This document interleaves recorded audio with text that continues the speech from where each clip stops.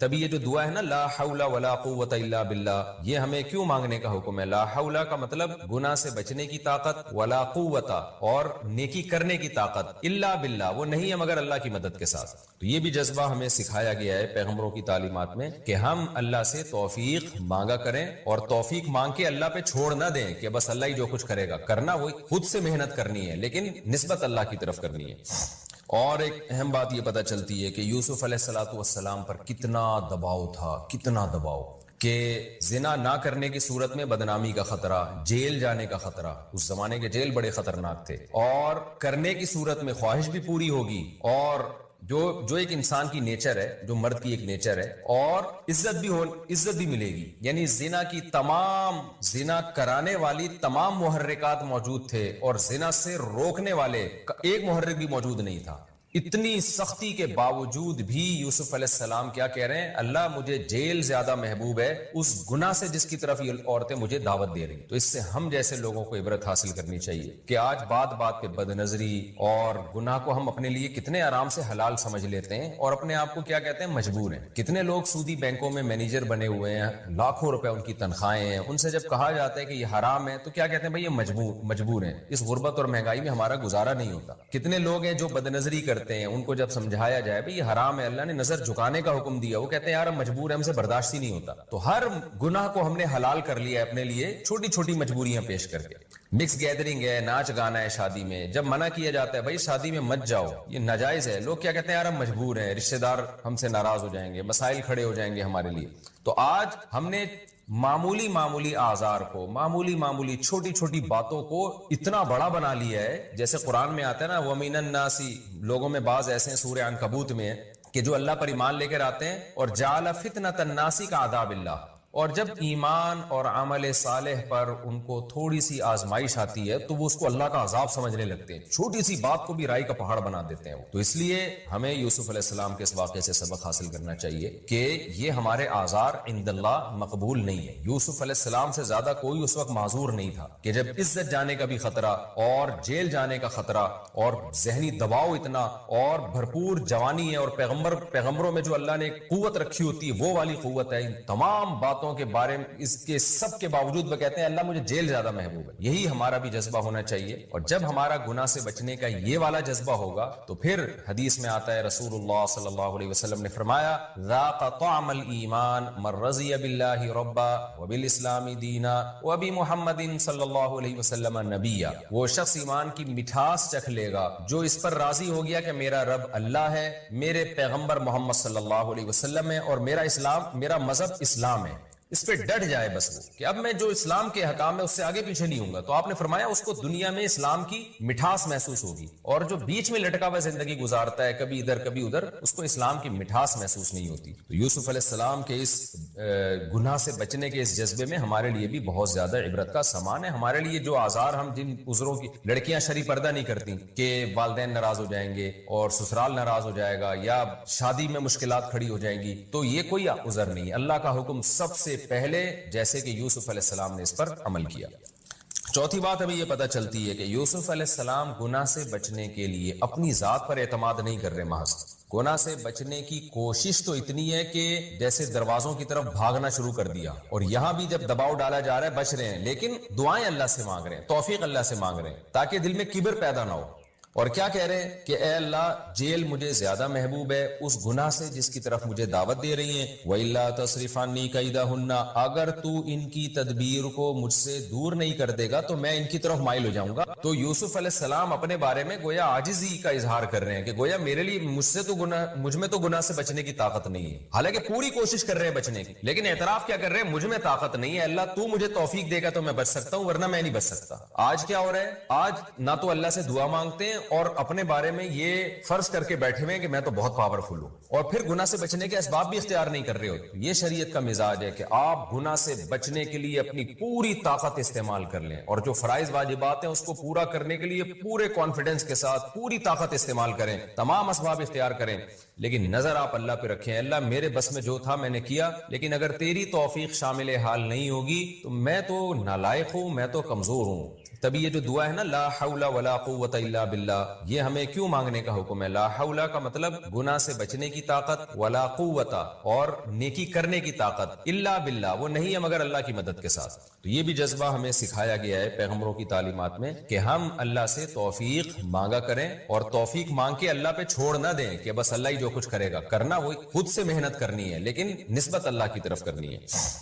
اور ایک اور نقطے کی بات یہ پتہ چلی کہ ثم بدا لهم من بعد ما رأوا الآیات لیسجننه حتی حین، یوسف علیہ السلام گناہ سے بچے تو اس کے نتیجے میں جیل ملی ان کو۔ بعض دفعہ دنیا میں ایسا ہی ہوتا ہے کہ آپ شریعت پر عمل کرنا شروع کرتے ہو تو بجائے کامیابیوں کے ناکامیاں آنا شروع ہو جاتی ہیں۔ ایسے موقع پہ لوگوں کی چیخیں نکلتی ہیں کہ لو بھائی ہم تو اسلام پر آئے تھے، دین پر آئے تھے، بجائے اس کے کہ پریشانیاں ختم ہوتی، پریشانیاں تو اور بڑھنا شروع ہو گئیں۔ تو ایسے موقع پہ ہمیں یہ سوچنا چاہیے کہ بھائی یہ پریشانی ایسے ہے جیسے یوسف کو جیل ملی تھی۔ تو یوسف علیہ السلام کو جیل جو ملی ہے تو اس میں اللہ نے آپ کو وہاں صبر کی بھی توفیق دی، اور وہ جیل پیش خیمہ بنی بہت بڑی ترقی کا۔ تو دین پر عمل کے نتیجے میں جب آزمائشیں آتی ہیں تو اللہ صبر کی بھی توفیق دیتا ہے اگر آپ صبر کرنا چاہو، اور پھر وہ آزمائشیں بہت بڑی ترقی کا ذریعہ بنتی ہیں۔ اگر ایسا ہونا شروع ہو جائے نا کہ ادھر دین پر عمل کیا ادھر پیسے آنا شروع ہو جائیں، عزت اور شہرت ملنا شروع ہو جائے، پھر تو ہر آدمی چلنا شروع کر دے۔ تو بعض دفعہ ایسے ہوتا ہے دین پر آنے کے نتیجے میں وقتی طور پر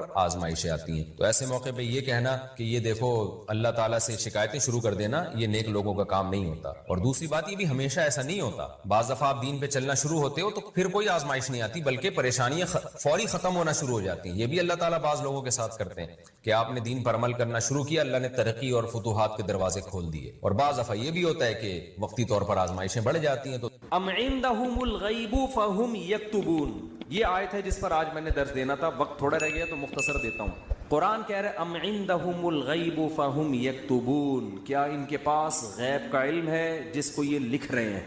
کیا علم؟ یہ خوش فہمی کا شکار ہیں۔ دیکھو جتنے بھی لوگ جو مذہب کو فالو نہیں کر رہے، حقیقت میں وہ اس خوش فہمی میں مبتلا ہیں کہ ہمیں کچھ بھی ہونے والا نہیں ہے۔ جیسے ہماری حالت اچھی ہے ہمارا فیوچر بھی ایسا، یا تو مر کے ختم ہو جائیں گے، اور اگر مل بھی گیا تو کوئی برا نہیں، ہم کو برے تھوڑی ہیں، ہم کوئی برے تھوڑی ہیں۔ تو اللہ نے اس کا جواب دیا کہ کیا ان کے پاس فیوچر کا علم ہے؟ پہلے سے مستقبل کے بارے میں کبھی بھی بات کی جائے گی تو علم کے بغیر نہیں کی جا سکتی۔ کوئی آدمی کہہ رہا ہے نا فیوچر میں ایسا ہونے والا ہے، تو آپ اس سے دلیل پوچھیں گے آپ کو کس نے بتایا؟ وہ تانے بانے ملائے گا، صغرے کبرے ملائے گا، تو پھر اس کے بعد اگر وہ ایسے ہی کہہ رہا ہے کل یہ ہو جائے گا، پرسوں یہ ہو جائے گا، دیکھو مستقبل کے بارے میں یہ کہوں کہ کل پیر ہے تو یہ بھی فیوچر کی خبر ہے۔ آپ اس میں مجھ سے یہ پوچھ سکتے ہو کہ کیا دلیل ہے؟ میں کہوں گا دلیل یہ کہ آج کیا ہے؟ اتوار ہے، یہاں دلیل ہے، یہاں میرے لیے یہ دعویٰ کرنا درست ہے کہ کل کیا ہے؟ پیر ہے۔ لیکن اگر میرے پاس دلیل نہیں ہے اور میں کہوں کہ کل جو ہے وہ کل دنیا میں 3000 آدمی مر جائیں گے ایک ہی کسی حادثے میں، تو لوگ پوچھیں گے بھائی کیا دلیل ہے کسی حادثے میں 3000 آدمی مر جائیں گے؟ اب میرے ذمے کیا ہے؟ میں کہوں وہ ویسے ہی میرا ذوق کہہ رہا ہے، تو یار کوئی مانے گا کوئی؟ اچھا عجیب بات یہ کہ روحانی عاملوں کی یہ باتیں مان لیتے ہیں لوگ۔ میں یہ کہوں نا کل 3000 آدمی ایک حادثے میں، اللہ نہ کرے مرے، میں ایک مثال دے رہا ہوں، تو لوگ کہیں گے کہاں سے پتہ چلا؟ لوگ کہیں گے بھائی جھوٹ بول رہے، اس کو کس نے بتایا؟ یا تو قاتلوں سے تعلقات ہیں جس نے مارنے کا ارادہ کیا ہے، ایسا بھی نہیں ہے تو یہ ہوائی بات ہوگی۔ لیکن یہی بات روحانی عامل کرے گا تو لوگ کیا کریں گے؟ حضرت کا علم ہے بھائی، حضرت کے پاس بولو علم ہے۔ ابھی روحانی عاملوں پہ نہیں جاؤں گا، پھر میں معین اختر کی طرح نا بلب کے رشتہ داروں کو بھی، تو اب تو میں روحانی عاملوں کے رشتہ داروں کو بھی اچھے الفاظ سے یاد نہیں کرتا۔ رشتہ داروں سے مراد وہی جو بلب کے رشتہ دار تھے۔ اب آپ کہیں گے بلب کے کون سے رشتہ دار ہوتے ہیں؟ ہمارے ہاں کبھی بھی جس بندے کو برا کہا جاتا ہے گالی اس کو نہیں دی جاتی، ہمیشہ اس کے رشتہ داروں کو ہمیشہ گالی دی جاتی ہے۔ یہ ہمارے ایک ٹرینڈ چل نکلا ہے۔ تو قرآن کہتا ہے کہ ام عندهم الغیب فهم یکتبون، کیسے دیکھو ہمیں جھنجھوڑ رہا ہے قرآن کہ تم اپنے بارے میں کیوں فرض کر کے بیٹھے ہوئے ہو کہ تمہیں کچھ بھی ہونے والا نہیں ہے، تمہیں سزا نہیں ملے گی۔ یہ تمہیں کس نے بتایا ہے؟ فاصبر لحکم ربک ولا تکن کصاحب الحوت۔ جب نبی یہ مطالبے کرتے تھے تو پھر بھی آگے سے کوئی رسپانس نہیں ملتا تو انسان کو بے انتہا تکلیف ہوتی ہے کہ کن پتھر دل لوگوں سے واسطہ پڑا ہے۔ تو قرآن کہتا ہے فاصبر، اے نبی آپ کیا کرو؟ صبر کرو۔ ولا تکن کصاحب الحوت، مچھلی والے یونس کی طرح جل باز مت بنو۔ حضرت یونس علیہ السلام کی قوم نے بھی یہی سلوک کیا، لیکن یونس علیہ السلام چاہتے تھے جلدی سے فیصلہ ہو اور اپنی قوم کو چھوڑ کے نکل گئے، تو اللہ نے اس پہ آپ کی تنبیہ کی۔ تو آپ بھی اے نبی جل بازی مت کریں۔ تو یہ نبی کے ذریعے سے ہمیں بھی بتایا جا رہا ہے کہ آپ حق کی دعوت دیتے رہیں، اور یہ نہ دیکھیں کہ یہ جو اللہ کے نافرمان لوگ ہیں، جو حق کو نہیں ماننے والے لوگ، وہ پھر بھی پھل پھول رہے ہیں، اس ٹینشن میں مت آؤ، کیونکہ اللہ انصاف کرتا ہے مگر اس میں دیر ہوتی ہے، اندھیر نہیں ہوتی، وہ لے گا انتقام، ان کو اپنے حال پہ چھوڑ دو، یہ اللہ کی حکمت اسی کا تقاضا کرتی ہے، چھوڑ دیا جائے اپنے حال پہ۔ آج جو اہل حق ہے نا، ان کو بہت تکلیف ہوتی ہے کہ جب یہ ہم صحیح بات کر رہے ہیں لیکن آگے جواب جو مل رہا ہے وہ کیا مل رہا ہے؟ الٹا، کوئی مان کے نہیں دے رہا۔ تو اللہ فرماتے ہیں وَلَا تَكُنْ كَصَاحِبِ الْحُوتِ إِذْ نَادَى وَهُوَ مَكْظُومٌ۔ یونس علیہ السلام نے جلد بازی کی اور بالآخر اللہ کی طرف سے ان کو دنیا میں تنبیہ ہوئی ہے، سزا ملی ہے، اور وہ سزا کیا ملی؟ اذ نادا وہو مکظوم، مچھلی کے پیٹ میں گئے، غم سے گھٹ رہے تھے اور اللہ کو پکارا، فنادا فی الظلمات اللہ الہ الا انت سبحانک انی کنت من الظالمین، اے اللہ تیرے سوا کوئی عبادت کے لائق نہیں، غلطی کس کی ہے؟ میری غلطی، میں نے اپنی جان پہ ظلم کیا۔ تو اللہ نے کیا کیا؟ مچھلی کے پیٹ سے نکال لیا۔ دیکھو یونس علیہ السلام نے اللہ کے حکم پہ کتنا عرصہ تبلیغ کی، قوم نے نالائقی کی، پھر بھی نہیں مانے، سزا بجائے قوم کو ملنے کے کس کو مل رہی ہے؟ بولتے کیوں نہیں؟ الٹا حضرت یونس علیہ السلام کو مل رہی ہے سزا۔ تو اب آپ بتاؤ کیسا پیغمبروں کا صبر کا پیمانہ ہے، ایسے موقع پہ بھی اللہ کے خلاف کوئی شکایت زبان سے بولو نہیں نکال۔ کیوں؟ اللہ یونس علیہ السلام کے عمل میں ہمیں بتا رہے ہیں کہ دینداری کا یہ مطلب نہیں ہے کہ تم اچھے بنو گے تو اللہ کی نوازشیں آنا شروع ہو جائیں گی۔ دینداری کا مطلب یہ کہ جو اللہ کا کام ہے وہ اس کو کرنے دو، تمہارا کام ہے عاجزی انکساری، بس میں ہی غلط، صحیح ہو کے بھی کون غلط؟ میں غلط۔ ہمیشہ غلطی کس کی کھاتے میں ڈالنی ہے؟ بولتے کیوں نہیں؟ دیکھو ہم نماز پڑھتے ہیں، نماز کے بعد 3 دفعہ استغفر اللہ پڑھتے ہیں، تو کیا کسی نامحرم کو دیکھا ہوتا ہے ہم نے نماز میں؟ بولتے کیوں نہیں؟ تو کوئی تک بنتا ہے استغفر اللہ کا؟ یا ہم نے کوئی جرم کیا ہے، نماز پڑھی اور کیا کہلوایا جا رہا ہے؟ استغفر اللہ استغفر اللہ۔ بھائی اگر استغفر اللہ پڑھنا تھا تو یہ نماز پڑھی کیوں کی تم نے؟ ہمیں یہ بتایا جا رہا ہے کہ تم نیکی کر کے بھی کیا سمجھو جیسے تم نے گناہ کیا ہے۔ کیسے گناہ؟ نماز گناہ نہیں ہے بھائی، تم یہ کہو اے اللہ جس طرح سے پڑھنی چاہیے تھی اس طرح سے نہیں پڑھی میں نے۔ تو نیکی کر کے بھی کہا جا رہا ہے کہ ہم غلط ہیں، ہم نے اللہ جو پڑھنی تھی ہمیں معاف کر دے، ہم سے نہیں ہوئی صحیح، ہم سے کام کیا ہو گیا؟ غلط ہو گیا۔ مجھے یاد ہے 25-30 سال پرانا قصہ ہے، چھوٹا بچہ تھا میں اس وقت، ایک تبلیغی جماعت میں نا ایک صاحب کے سال پہ سال لگ رہے تھے، پوری دنیا میں ان کے سفر ہوئے، بڑا انہوں نے وقف کیا ہوا تھا اپنے آپ کو تبلیغی جماعت کے لیے۔ تو میرا ان سے ٹاکرا ہو گیا، وہ مجھے سمجھانے لگے جماعت میں نکلو سیروزہ جیسے تبلیغ والے کرتے ہیں۔ اب مجھے پتا تھا یہ بہت ہی پرانے کھیڑو ہیں اور ان کی تو زندگیاں گزر گئی ہیں اس کام میں۔ میں نے کہا ماشاءاللہ اللہ نے آپ سے بڑا کام لیا ہے تبلیغ کا۔ کہتے ہیں ہاں میں نے بہت بگاڑا ہے تبلیغ کے کام۔ کہہ رہے ہم تو کام بنانے والے نہیں، کس میں ہم تو بگاڑنے۔ کہہ رہے میں تو بگاڑ ہی رہا ہوں جب سے۔ مجھے ان کا یہ اسٹائل بہت اچھا لگا یعنی اپنے آپ کو کہہ رہے ہیں کہ تبلیغی جماعت میں اگر کوئی خرابی ہے تو وہ کس کی وجہ سے ہے؟ بولو، وہ اپنے بارے میں کہہ رہے ہیں وہ کس کی وجہ سے؟ مجھے نہیں کہہ رہے تھے، اپنے بارے میں کہہ رہے تھے وہ کس کی وجہ سے؟ میری وجہ سے۔ کہہ رہے ہم کام بنانے والے نہیں بلکہ بگاڑنے والے ہیں۔ اب کوئی فسادی ہوتا تو کہتا ہے جب بگاڑنے والا تو کر کیوں رہا ہے پھر ہمیں؟ یہ تو اس نے خود کہا ہے، اپنی زبان سے بولا ہے کہ ہم بگاڑنے والے ہیں، یوٹیوب پہ کلپ ڈالتا ہے یہ دیکھو خود۔ تو مجھے ان کی یہ تواضع پسند آئی۔ میں نے کہا دیکھو یہ بیچارہ صبح شام اس کام میں لگا رہتا ہے، مگر یہ کہہ رہا ہے جو تبلیغ کا کام پھیل رہا ہے اس میں جو برکتیں ہو رہی ہیں وہ میرے علاوہ لوگوں کی وجہ سے ہو رہی ہیں، اور جو خرابی آ رہی ہیں وہ کس وجہ سے ہو رہی ہیں؟ وہ ساری میری وجہ سے ہو رہی ہیں۔ تو آج مارکیٹ میں یہ چیز کیا ہے؟ شارٹ۔ ہر اچھا کام میں نے کیا برا کام ستار بھائی نے کیا۔ ستار بھائی نہ ملے کہیں مجھے۔ ایک دن ایک فون آیا، میں نے فون اٹھایا، کون؟ کہنے ستار بھائی بات کر رہا ہوں۔ بڑے میں نے کہا بیٹا یہ مجھے نہیں چھوڑے گا، یہ کہے گا مفتی صاحب بہت تم نے جو ہے نا، لیکن وہ شکر ہے ایسی کوئی بات تھی نہیں۔ تو جنات کا دیکھ لو، قرآن مجید میں آتا ہے کہ جب نبی صلی اللہ علیہ وسلم نے تبلیغ کا کام شروع کیا نا تو جنات بھی کی ایک جماعت نے نبی کے قرآن کی تلاوت سنی اور جا کے اپنی قوم کو انہوں نے تبلیغ کرنا شروع کی۔ تبلیغ کا انداز دیکھو جنات کا، کیونکہ ہدایت مل گئی تھی ان کو، مسلمان ہو گئے تھے، تو تبلیغ کیسے کر رہے ہیں کہ بھئی دیکھو دنیا میں کوئی بڑا کام ہوا ہے، ہمارا آسمانوں پہ داخلہ بند ہو گیا، انا لا ندری، ہمیں نہیں پتا، اشر ارید بمن فی الارض، کہ جو اللہ نے محمد صلی اللہ علیہ وسلم کو دنیا میں بھیجا اور شیاطین کا اوپر جانے کا سیٹ اپ بند کر دیا، ہمیں نہیں پتا کہ زمین والوں کے ساتھ شر کا ارادہ، کیونکہ بعض دفعہ اللہ پیغمبروں کو بھیجتے ہیں حجت تمام کرنے کے لیے تاکہ حجت تمام ہو اور پوری قوم کو تباہ کر دیں، تو شر بھی ہوتا ہے نا اس میں۔ کہہ رہے ہیں انا لا ندری، ہمیں نہیں پتا، اشر ارید بمن فی الارض، کہ جو لوگ زمین میں رہتے ہیں ان کے ساتھ برائی کا ارادہ کیا گیا ہے، ام اراد بہم ربہم رشدا، یا ان کے رب نے ان کے ساتھ بھلائی کا ارادہ کیا ہے۔ اسٹائل نہیں سمجھ میں آیا میرا خیال۔ دیکھو جملہ یہ ہونا چاہیے تھا کہ ہمیں نہیں پتا یہ جو کچھ ہو رہا ہے، ہمیں نہیں پتا کہ رب نے ان کے ساتھ برا چاہا ہے یا اچھا چاہا ہے، اصل میں تو یہ ہونا چاہیے نا۔ لیکن جنات کیا کہہ رہے ہیں؟ آج کل تو انسان اتنے سمجھدار نہیں ہے جتنے اس زمانے کے جنات سمجھدار تھے یار. جنات یہ نہیں کہہ رہے کہ ہمیں نہیں پتا کہ اللہ نے انسانوں کے ساتھ برائی کا ارادہ کیا ہے یا اچھائی کا, یا تو یہ کہنا چاہیے تھا, یا جنات کو بالکل اس کے الٹ کہنا چاہیے تھا کہ ہمیں نہیں پتا کہ زمین والوں کے ساتھ برائی کا ارادہ کیا گیا ہے. کر کون رہا ہے یہ نام نہیں لے رہے, ہم ہائی لائٹ نہیں کر رہے. انسانوں کے ساتھ برائی کا ارادہ کیا گیا ہے یا اچھائی کا ارادہ کیا گیا. دونوں پیسو وائس ہوتے ہیں. ایکٹیو پیسو کا فرق تو پتا ہوگا نا بھائی, اس نے مارا ہے وہ مارا گیا ہے. جب ہم کہتے ہیں ہی از کلڈ وہ مارا گیا ہے تو مارنے والے کو ہم شو نہیں کر رہے ہوتے. فاعل کا نہیں پتا ہوتا, سبجیکٹ کا نہیں پتا ہوتا کہ مارنے والا ہے کون. سمجھ میں نہیں آ رہی. تو قرآن کہہ رہا ہے ہونا یہ چاہیے تھا کہ جنات یا تو شر اور خیر کا ارادہ کرنے والے کا نام نہ بتاتے کہ کون ارادہ کر رہا ہے, بلکہ دونوں کو پیسو وائس میں لاتے کہ ہمیں نہیں پتا کہ زمین والوں کے ساتھ برائی کا ارادہ کیا گیا یا اچھائی کا ارادہ کیا گیا. یا تو یوں کہتے, اور اگر سبجیکٹ کا ذکر کرتے تو یوں کہتے ہمیں نہیں پتا کہ رب نے زمین والوں کے ساتھ برائی کا ارادہ کیا ہے یا اچھائی کا ارادہ کیا ہے. لیکن جنات اتنے ہوشیار, جب اچھائی کا تذکرہ آیا تو رب کا تذکرہ کیا, برائی کا آیا تو سبجیکٹ کو کیا کر دیا, حذف. تو کیا کہہ رہے ہیں, انا لا ندری, ساڈی عقل چ بات نہیں آندی, سانو نہیں پتا کہ اشر ارید بمن فی الارض, پیسو وائس, کہ زمین والوں کے ساتھ برائی کا ارادہ کیا گیا ہے. کون کر رہا ہے یہ نہیں بتائیں گے, یہ میں نہیں بتاؤں گا, یہ نہیں بتاؤں گا میں. حالانکہ وہ بھی کون کر رہا ہے, اللہ ہی کر رہا ہے نا, لیکن اللہ کا نام نہیں لے رہے. ہمیں نہیں پتا کہ زمین والوں کے ساتھ برائی کا ارادہ کیا گیا ہے یا اللہ نے اچھائی کا ارادہ کیا ہے. اچھائی کی جب بات آئی تو اللہ کی طرف نسبت, برائی کی بات آئی تو وہ بھی تو اللہ ہی ارادہ کر رہا ہے, لیکن اللہ کا نام ذکر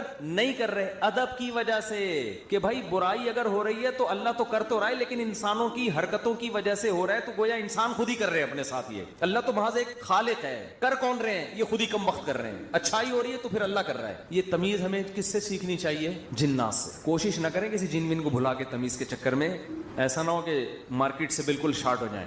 تو اس سے ہمیں یہ پتا چلا کہ اسلام میں بڑے کا احترام ہے. بعض چیزیں حقیقت پر مبنی ہوتی ہیں مگر اس کو زبان سے ادا نہیں کیا جاتا. تو جیسے اللہ کی تعظیم ہے ایسے ہی بڑوں کی بھی تعظیم ہے. حدیث میں آتا ہے آپ صلی اللہ علیہ وسلم نے فرمایا جو ہمارے بڑوں کی تعظیم نہیں کرتا وہ ہم میں سے نہیں ہے. تو جب کوئی برائی کی نسبت کسی بڑے کی طرف کی جائے تو ابا کا نام لے کے نہ بتایا کرو یہ سب کچھ ابا نے کیا ہے. بولو بھائی یہ ہمارے گھر میں ہوا ہے, ٹھیک ہے نا, یہ ہمارے گھر میں. بولتے کیوں نہیں, مثال کے طور پر اس دن ابا ایسے پھل لے کر آئے جس کی وجہ سے بچوں کو ڈائریا ہو گیا. اتفاق سے اس دن ابا سڑے ہوئے پھل لے آئے, سستے کے چکر میں. ابا ایسے کام کرتے رہتے ہیں مارکیٹ میں. اب بچے لیٹے ہوئے ہیں تو اب بیگم کو چاہیے یہ نہ کہے کہ انہوں نے ڈائریا پھیلایا ہے, بلکہ کہے ہمارے گھر میں ڈائریا پھیل گیا ہے, ٹھیک ہے نا. وہ ابا خود ہی سمجھ جائے گا کس نے کیا یہ کام. پھل کی طرف نسبت کرتے ان پھلوں نے بیمار کیا ہے. نسبت بولو, بچے بھی یہ نہ کہیں ہمارے ابا نے ہمیں بیمار کیا ہے, بلکہ بچے یہ کہیں ان پھلوں نے ہمیں, بلکہ پھل سے ابا سمجھ جائیں گے اصل میں مجھے چھیڑ رہے ہیں, بس ابا ہو گئے بیمار. آج کل ادب تمیز مارکیٹ سے بالکل شارٹ. ایک آدمی کو کرونا ہوا, اس کے بعد اس کی بیوی کو بھی ہو گیا. مجھے بار بار آ کے بتا رہے میری بیوی کہہ رہی آپ کی وجہ سے ہوا ہے مجھے بھی. اب دیکھو اس آدمی کو تو ٹینشن ہوگی نا یار, وہ ہو گیا اللہ کی طرف سے ہو گیا. نہیں پہلے آپ کو ہوا تھا تو آپ کی وجہ سے کس کو ہوا ہے, مجھے. اسی طرح شوہر بھی بیوی پہ بلی ڈال سکتا ہے, تمہیں ہوا تھا تمہاری وجہ سے مجھے ہوا ہے. بھائی کس کی وجہ سے ہوا ہے, بس اللہ کی قدرت ہے, ہو گیا. چھوڑو وہ کون گلے ملا تھا آپ سے, کس نے آپ کی طرف منہ کر کے چھینکا تھا. ہم ایسے بہت سے لوگوں کو جانتے ہیں جو ٹی بی کے مریضوں کے ساتھ چپک کے انہوں نے زندگی گزاری, خدمت کی, مگر ان کو ٹی بی نہیں ہوئی, اور 2 گھر چھوڑ کے جو بندہ بیٹھا ہوا تھا اس کو ہو گیا. تو آج کل نا یہ تمیز مارکیٹ سے شارٹ ہو رہی ہے. بڑے چھوٹے کا ادب کیا ہو رہا ہے, ختم, فوراً بلی ڈال دیتے ہیں اس نے کیا ہے. تو اگر کیا بھی ہو بھائی نسبت مت کرو, تقدیر کا حصہ, بھائی ہو گیا ہمارے ساتھ. قرآن دیکھو ابراہیم علیہ السلام کیا کہتے ہیں, وَإِذَا مَرِضْتُ فَهُوَ يَشْفِينِ. کیا خاندانی کلام ہے یار. حضرت ابراہیم کہہ رہے ہیں جب میں بیمار ہوتا ہوں اللہ مجھے شفا دیتا ہے. حالانکہ بیمار کون کرتا ہے, وہ بھی تو اللہ ہی کر رہا ہے نا. تو کہنا تو یہ چاہیے تھا کہ اللہ ہی بیمار کر کے اللہ ہی مجھے ٹھیک کر دیتا ہے. تو سوال ہے اس میں اللہ کی تعریف کی کیا ضرورت ہے, بیمار بھی تو اسی نے کیا تھا. لیکن اللہ کی حمد و ثنا کر رہے ہیں, بیمار تو میں ہو جاتا ہوں, شفا کون دیتا ہے, اللہ. تو یہ ادب تمیز سکھایا جا رہا ہے کہ انسان کے بچے بن کے زندگی گزارو, بڑے چھوٹے کا ادب کرو. القابات بھی بڑے چھوٹے کے لیے الگ الگ ہونے چاہیے. تو خیر قرآن کیا کہتا ہے, اے نبی فاصبر, آپ نے کیا کرنا ہے, صبر کرنا ہے. تو ہمیں بھی ترغیب دی جا رہی ہے کہ ہم یہ نہ سمجھیں کہ ادھر ہم دعوت دیں گے گے ادھر فوراً لوگ ہماری دعوت پر لبیک کہیں گے. جس کو جو بات سمجھائیں گے 2 منٹ میں اس کی سمجھ میں وہ بات آ جائے گی اور وہ بالکل ہمارے نظریات کے مطابق ہو جائے گا, اور اس طرح ہم ہنسی خوشی زندگی گزاریں. لوگ یہی کہتے ہیں, پھٹے اسی پہ ہوتے ہیں نا. باپ کہہ رہا ہو یار میں بیٹے کو سمجھا رہا ہوں, کم وقت کی سمجھ میں ہی نہیں آ رہا. بیٹا کہتے ہیں ہم ابا کو سمجھاتے ہیں, ابا کی سمجھ میں نہیں آ رہا. شوہر بیوی کو سمجھا رہا ہے, اس کی کھوپڑی میں نہیں آ رہا. بیوی شوہر کو سمجھا رہی ہے, اس کی کھوپڑی میں نہیں. اپوزیشن حکومت کو سمجھا رہی ہے, حکومت کی سمجھ میں نہیں آ رہا. حکومت اپوزیشن کو سمجھا رہی ہے, اپوزیشن کی سمجھ میں نہیں آ رہا. تو اگر دنیا میں جو بات سمجھائی جائے, میں کب سے کیا کیا سمجھا رہا ہوں, سمجھ میں آ رہا ہے؟ کب سے کیا کیا سمجھا رہا ہوں, سمجھ میں نہیں آ رہا. تو اگر ایسا ہی دنیا میں نظام ہو جائے کہ ادھر سمجھایا ادھر سمجھ میں آ گیا, تو سب ہنسی خوشی زندگی گزارنا شروع ہو جائیں گے. وہ ایک شاعر ہے ہندوستان کا, ان کا نام ذہن سے نکل گیا, تراز کر کے آتا ہے, پتہ نہیں ایچ ایم تراز ہے, کچھ ایم تراز کر کے آتا ہے. بڑے زبردست شاعر ہے. میں نے جب ان کی ایک دفعہ شاعری سنی نا, تو مجھے بڑا, اس لیے نہیں کہ مجھے نہیں پتا کیسے آدمی, اچھے ہی ہوں گے, لیکن مجھے اردو سے ایک لگاؤ ہے, محبت ہے. تو ہندوستان کے شاعروں میں بڑی زبردست شاعری ہے اردو کی نا. تو میں نے جب اس بندے کی شاعری سنی, میں نے کہا یار یہ 2014 کی بات ہے. میں نے کہا اس بندے سے ملاقات کا دل چاہتا ہے, اس نے اردو پہ بڑی محنت کی ہے. تو اللہ کی قدرت, یہ جو عمرہ ہے نا, عمرہ یہ مسلمانوں کے لیے بہت بڑا ایک ذریعہ ہے آپس میں کمیونیکیشن کے لیے. یہ میں نے انگریزوں کی کتاب میں یہ بات پڑھی ہے, گوروں نے لکھا ہے کہ مسلمان سائنسدان جو بہت بڑے بڑے حکیم بنے نا, جنہوں نے جڑی بوٹیوں پہ ریسرچ کی, اس کی ایک بہت بڑی وجہ مسلمانوں کا حج ہے. کیونکہ حج کرنے کے لیے کہاں کہاں سے, ساؤتھ افریقہ سے اور کہاں کہاں سے دنیا سے لوگ آتے تھے. وہ پیدل جنگلوں سے گزرتے اور اس میں جڑی بوٹیوں پہ تحقیق کرتے تھے. آپ ذرا حکیموں کی, پرانے حکیموں کی کتابیں پڑھیں نا, ایسے ایسے جڑی بوٹیوں کے خواص لکھے ہیں. آدمی کہتے ہیں انہوں نے ان کو یہ پتہ کہاں سے چلی. تبلیغی جماعت پر اعتراضات اور جوابات. تبلیغی جماعت پر اعتراض کرنے والے کہتے ہیں کہ یہ لوگ مسجد میں اعلان کرتے ہیں, اسی طرح مسجد میں قیام کرتے ہیں, سوتے ہیں, کھانا کھاتے ہیں, اسباب کی بالکل نفی کرتے ہیں, گھر بار کی پرواہ نہیں کرتے, سب چھوڑ کر صرف توکل پہ چل رہے ہوتے ہیں, اور قرآن اور مستند احادیث چھوڑ کر فضائل اعمال پڑھتے ہیں, جس میں متعدد ضعیف روایات ہیں, اور جو روایات اللہ کے راستے یعنی جہاد سے متعلق ہیں ان کو تبلیغی جماعت پر منطبق کرتے ہیں. براہ کرم ان اشکالات کا جواب دیجئے. معاذ صاحب کراچی سے. معاذ صاحب نے بہت سارے سوال کیے ہیں. پہلا سوال یہ کہ یہ لوگ مسجد میں قیام کرتے ہیں, مسجد میں سوتے ہیں. تو بھائی مسجد میں قیام کرنا بھی جائز ہے, مسجد میں سونا بھی جائز ہے. حضرت علی رضی اللہ تعالیٰ عنہ مسجد میں ہی تو آرام فرما رہے تھے. جب رسول اللہ صلی اللہ علیہ وسلم ان کے پاس گئے تو مسجد نبوی کی مٹی آپ کے رخسار مبارک پہ لگ گئی تھی, تو اسی پہ نبی صلی اللہ علیہ وسلم نے ابو تراب سے آپ کو خطاب کیا ہے, مٹی والے. حضرت عمر نے ساری زندگی کے لیے اپنی کنیت ابو تراب ہی کر دی. تو ہاں, صرف سونے کے لیے مسجد میں جانا, گپے مارنے کے لیے مسجد میں جانا, یہ ٹھیک نہیں ہے. تو تبلیغ والے گپے مارنے کے لیے تو نہیں جاتے نا, وہ تو دین کی تبلیغ کے لیے جاتے ہیں. تو جائز ہے, سونا بھی جائز ہے, قیام کرنا بھی جائز ہے, اعلان کرنا بھی. اعلان بھی کوئی بچوں کی گمشدگی کا اعلان تو نہیں کر رہے ہوتے کہ ایک بچہ نیلے رنگ کی لے کر اور پیلے رنگ کا بنیان پہنا ہوا ملا ہے, جن صاحب کا ہو آ کے لے جائے. تو وہ تو دین کا اعلان کر رہے ہوتے ہیں, تو کوئی حرج نہیں ہے اس میں. رہا یہ مسئلہ کہ کھانا کھاتے ہیں, تو مسجد میں کھانا کھانا بھی جائز ہے, ناجائز ہونے کی کوئی دلیل نہیں ہے. ہاں مسجد کے آداب کا خیال کر کے کھانا کھانا چاہیے. اعتکاف والے نہیں کیا کھانا کھاتے مسجد میں. اسباب کی بالکل نفی کرتے ہیں وہ. اچھا, یہ کہتے ہیں اسباب کی نفی کرتے ہیں, یعنی اللہ سے ہوتا ہے, اللہ کے علاوہ سے نہیں ہوتا. تو یاد رکھیں, تبلیغ والے جب یہ کہتے ہیں نا اللہ کے علاوہ سے نہیں ہوتا, تو اس کا مطلب یہ ہوتا ہے کہ اصل کرنے والا اللہ ہے. وہ یہ نہیں کہتے کہ اسباب اختیار نہ کرو. اسباب اختیار تو کرتے ہیں, تبلیغ والے بھی تو اسباب اختیار کرتے ہیں. رائے میں ڈاکٹر بھی بیٹھے ہوئے ہوتے ہیں, کوئی بیمار ہو جائے گا تو ڈاکٹر اس کا علاج کریں گے. سیکیورٹی کا انتظام بھی ہوتا ہے, پانی کا ٹینک بھی ہوتا ہے. اگر وہ اسباب کی بالکل نفی کر رہے ہوتے تو وہ کہتے کہ نہ ہمیں پانی کی ضرورت, نہ واش روم کی ضرورت, بیت الخلا بھی اللہ کرا دے گا, اور جناب وضو بھی اللہ کرا دے گا, پانی کی ضرورت نہیں ہے. اور باہر جو ہوٹل بنے ہوتے ہیں کھانے کے, ان کو بھی اڑا دیتے کہ چلو یہاں سے جاؤ, یہ سارے لوگ اللہ سے مانگیں گے, آسمان سے دسترخوان اترے گا. تو ہر چیز کا ایک مطلب ہوتا ہے. تبلیغ والے جب یہ کہتے ہیں کہ اللہ سے ہوتا ہے, اللہ کے علاوہ سے نہیں ہوتا, اس کا مطلب یہ ہے کہ اللہ کے علاوہ سے جو ہوتا ہوا نظر آ رہا ہے, اس میں بھی کرنے والی ذات اللہ کی ہے. تو اس لیے اصل نظر اللہ پہ رکھو. اسباب اختیار کرو, مگر دل میں یہ عقیدہ رکھو کہ ان اسباب میں جان اللہ ڈالے گا. اللہ نہیں چاہے گا تو پوری دنیا کے بھی اسباب اختیار کر لیں, کچھ نہیں ہوگا. تو یہ اصل کانسیپٹ ہے تبلیغ جماعت والوں کا, اور یہ بالکل شریعت کے عین تقاضوں کے مطابق ہے. ہاں کوئی عامی آدمی جس کو علم نہ ہو, وہ اسباب کی بالکل یہ نفی کر دے اور وہ کہے کہ دکان چلانی نہیں ہے, بس اللہ رزق دے گا, تو پھر تبلیغ کے اکابر اس سے بری و ذمہ ہیں. وہ اس کا اپنا مسئلہ ہوگا، اپنا ذاتی وہ ہوگا. وہ تبلیغ والے جو علماء ہیں وہ ایسی باتیں نہیں کرتے، یا ان کا یہ کانسیپٹ نہیں ہے.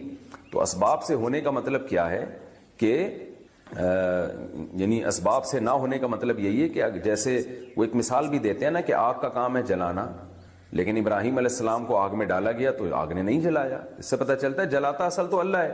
اب اس سے تبلیغ والے کبھی یہ ترغیب نہیں دیتے کہ آپ بھی آگوں میں چھلانگ لگایا کرو، یا چولہا گھر میں جل رہا ہو تو چائے کا برتن رکھنے کے بجائے دودھ اور پتی کھا کے خود اس چولہے پہ بیٹھ جایا کرو تو اللہ اپنی مرضی سے تمہیں بچا لے گا. تو کبھی بھی نہیں ایسا کہتے بھائی آگ سے دور بھاگو. تو اس کو سمجھنا چاہیے کہ وہ کیا وہ ذہن بناتے ہیں کہ اللہ پہ اعتماد کرو، اللہ پہ توکل کرو، اسباب اختیار کرو، مگر نظر کس پہ رکھو؟ اللہ پہ. یہ مقصد ہوتا ہے اس کا. اور یہ جو آپ نے بات کی ہے کہ جی وہ یہ کہتے ہیں گھر کی بار کی پرواہ نہیں کرتے، یہ بھی غلط ہے. کہتے ہیں سب چھوڑ کر صرف توکل پہ چل رہے ہوتے ہیں. کچھ لوگ ایسا کرتے ہیں، بالکل کرتے ہیں، میں نے بھی دیکھا ہے. بیوی بچوں کی تربیت کی بھی فکر نہیں ہوتی، ان کے بزنس کی بھی، کاروبار کی بھی، کھلانے کی بھی فکر نہیں ہوتی. چلے کے لیے نکل گئے، 4 مہینے کے لیے نکل گئے، پیچھے بیوی بچے دھکے کھاتے پھر رہے ہیں، کھانے کو نہیں ہے. یقیناً کچھ لوگ ایسا کرتے ہیں، مگر یہ کچھ لوگ تبلیغ کے اکابر کی اجازت سے نہیں کر رہے ہوتے. میرا خود تجربہ ہے، کراچی اجتماع میں ایک شخص آیا، یونیورسٹی میں پڑھ رہا تھا، بزرگوں کے پاس گیا کہ میں وقت لگانا چاہتا ہوں، 4 مہینے کے لیے جانا چاہتا ہوں. میں خود اس کا گواہ ہوں. ان کو مشورہ دیا تبلیغ کے اکابر نے کہ پہلے آپ اپنی تعلیم یا امتحان مکمل کر لیں، کیونکہ یہ آپ کا ورنہ ادھورا رہ جائے گا. اسے جیسے ہی کمپلیٹ کریں پھر آپ 4 مہینے کے لیے نکل جائیں. بعض دفعہ تو رائیونڈ سے واپس کیا جاتا ہے. پھر یہ بھی پوچھا جاتا ہے کہ وہ اگر بتائے نا کہ میرے گھر میں کوئی کھانے کا ذریعہ نہیں ہے، آمدن کا ذریعہ نہیں، بس میں اللہ توکل نکل رہا ہوں، تبلیغی اکابر کبھی بھی اس کو نہیں جانے دیتے. تو اگر کوئی جا رہا ہے تو وہ خود سے کر رہا ہے یہ کام، آپ اس کو تبلیغ کے کھاتے میں نہیں ڈال سکتے. اچھا بھائی، اور یہ جو کہہ رہے ہیں کہ قرآن اور مستند احادیث کو چھوڑ کر فضائل اعمال پڑھتے ہیں جس میں متعدد ضعیف روایات ہیں، یہ بات بھی غلط ہے. فضائل اعمال میں زیادہ تر احادیث صحیح ہیں، ضعیف حدیثیں کم ہیں. اور جو ضعیف حدیثیں ہیں بھی تو وہ مسائل کے بارے میں نہیں ہیں، وہ فضائل کے بارے میں ہیں. بہت بڑے بڑے علماء محدثین گزرے ہیں جن کا یہ کانسیپٹ تھا کہ ایک عمل کی فضیلت اگر صحیح حدیث سے ثابت ہو تو اس کی فضیلت کو 4 چاند لگانے کے لیے ضعیف حدیث پیش کی جا سکتی ہے. یہ تو بہت زیادہ ہے. تبھی حدیث کی کتابوں میں صحیح حدیث کے ساتھ ضعیف حدیثیں بھی بھری ہوئی ہیں. تو وجہ اس کی یہی ہے کہ بھئی اس سے کوئی شرعی مسئلہ ثابت نہیں ہو رہا. فضائل اعمال مسائل کی کتاب تو ہے نہیں. تو یہ ان کا کانسیپٹ تھا کہ بھئی ایک چیز جیسے نماز کی فضیلت پر صحیح حدیثیں بہت ہیں، وہ صحیح حدیثیں بھی فضائل اعمال میں ہوں گی، کچھ ضعیف حدیثیں بھی ہوں گی، لیکن وہ ضعیف حدیثیں اسی صحیح حدیث کی تائید کر رہی ہوتی ہیں. تو اس لیے یہ ایک نعرہ پوری دنیا میں خام خواہ میں پھیلا دیا گیا ہے کہ فضائل اعمال میں من گھڑت قصے ہیں، فضائل اعمال میں ضعیف روایتیں ہیں. ایسا نہیں ہے. ضعیف روایتیں بھی ہیں لیکن بہت ساری صحیح روایتیں بھی ہیں، اور ان سے جو مضمون ثابت ہو رہا ہے وہ شریعت کے مطابق ہے. ہاں کچھ جگہیں ایسی ہیں جہاں مسائل ہیں اور اس میں ضعیف حدیث ہے، تو وہ غلط بات ہے. وہ پھر آپ دعا ہے نا لا حول ولا قوت الا باللہ، یہ ہمیں کیوں مانگنے کا حکم ہے؟ لا حول کا مطلب گناہ سے بچنے کی طاقت، ولا قوت اور نیکی کرنے کی طاقت، الا باللہ وہ نہیں ہے مگر اللہ کی مدد کے ساتھ. تو یہ بھی جذبہ ہمیں سکھایا گیا ہے پیغمبروں کی تعلیمات میں کہ ہم اللہ سے توفیق مانگا کریں، اور توفیق مانگ کے اللہ پہ چھوڑ نہ دیں کہ بس اللہ ہی جو کچھ کرے گا. کرنا وہ خود سے محنت کرنی ہے لیکن نسبت اللہ کی طرف کرنی ہے. اور ایک اہم بات یہ پتہ چلتی ہے کہ یوسف علیہ السلام پر کتنا دباؤ تھا، کتنا دباؤ، کہ زنا نہ کرنے کی صورت میں بدنامی کا خطرہ، جیل جانے کا خطرہ. اس زمانے کے جیل بڑے خطرناک تھے. اور کرنے کی صورت میں خواہش بھی پوری ہوگی، اور جو ایک انسان کی نیچر ہے، جو مرد کی ایک نیچر ہے، اور عزت بھی ملے گی. یعنی زنا کرانے والی تمام محرکات موجود تھے اور زنا سے روکنے والے ایک محرک بھی موجود نہیں تھا. اتنی سختی کے باوجود بھی یوسف علیہ السلام کیا کہہ رہے ہیں؟ اللہ مجھے جیل زیادہ محبوب ہے اس گناہ سے جس کی طرف یہ عورتیں مجھے دعوت دے رہی ہیں. تو اس سے ہم جیسے لوگوں کو عبرت حاصل کرنی چاہیے کہ آج بات بات پہ بد نظری اور گناہ کو ہم اپنے لیے کتنے آرام سے حلال سمجھ لیتے ہیں، اور اپنے آپ کو کیا کہتے ہیں؟ مجبور ہیں. کتنے لوگ سودی بینکوں میں مینیجر بنے ہوئے ہیں، لاکھوں روپے ان کی تنخواہیں ہیں، ان سے جب کہا جاتا ہے کہ یہ حرام ہے تو کیا کہتے ہیں؟ بھائی یہ مجبور ہیں، اس غربت اور مہنگائی میں ہمارا گزارا نہیں ہوتا. کتنے لوگ ہیں جو بد نظری کرتے ہیں، ان کو جب سمجھایا جائے بھئی یہ حرام ہے، اللہ نے نظر جھکانے کا حکم دیا، وہ کہتے ہیں یار ہم مجبور ہیں، ہم سے برداشت ہی نہیں ہوتا. تو ہر گناہ کو ہم نے حلال کر لیا ہے اپنے لیے چھوٹی چھوٹی مجبوریاں پیش کر کے. مکس گیدرنگ ہے، ناچ گانا ہے شادی میں، جب منع کیا جاتا ہے بھائی شادی میں مت جاؤ،